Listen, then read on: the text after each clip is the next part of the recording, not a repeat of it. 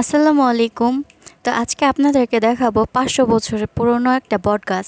আর এই বটগাছে কী কী থাকে সব আপনাদের কাছে শেয়ার করব ভিডিও লাস্টে। তো চলেন দেখা যাক ভিডিওতে কী কী আছে। তো আমরা চলে আসছি বটগাছটার সামনে। আর এই বটগাছটা কে লাগাইছে জানেন? এই বটগাছটা হচ্ছে আমার দাদার দাদার দাদার দাদার তার বোনে লাগিয়েছে এই গাছটা। আর তখন আইসে দেখি যে কী সুন্দর একটা গরু টলার নিয়ে চলে আসছে।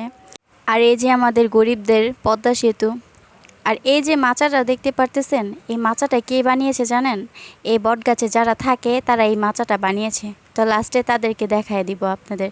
এই যে মাচার উপর উঠে যে সুন্দর একটা ভিউ পাইলাম, বাইরে বাইরে এত সুন্দর কেন? যারা যারা এই শাক খান আমাকে কমেন্ট করে জানাবেন, আমি বাসায় বস্তা ভরে দিয়ে আসবো।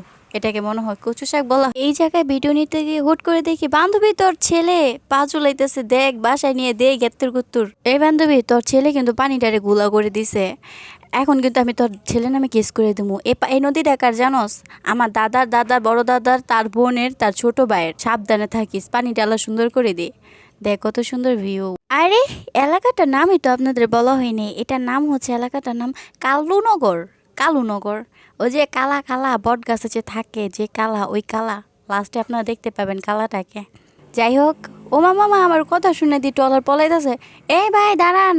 ওই ভাই ভাই এই গরুটা আমার বাপের। আয় হ্যাঁ হ্যাঁ আমার বাপের গরু লয়ে যেতেছে গায়ে। যা আমার বাপের গরু লয়ে জায়গা গেলে আমার বাপের তো যাবো, আমার কি?